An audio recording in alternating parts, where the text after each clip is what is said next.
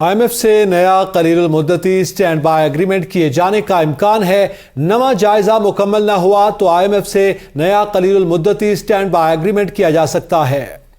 مزید تفصیلات جانتے ہیں اسلام آباد سے اس رپورٹ میں۔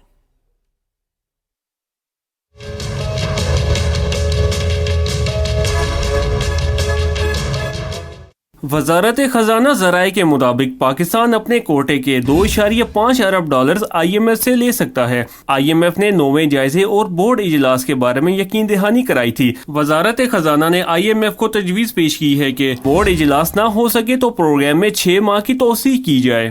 ذرائع کا کہنا ہے پاکستان نے IMF کو درخواست کی ہے کہ سٹینڈ بائی ایگریمنٹ کا حجم 3.5 ارب ڈالرز کیا جائے۔ پاکستان کو آئندہ چند دنوں میں متحدہ عرب امارات سے مزید 1 لاکھ ڈالرز ملنے کی امید ہے، جبکہ سعودی عرب سے بھی مزید 2 ارب ڈالرز جولائی میں مل سکتے ہیں۔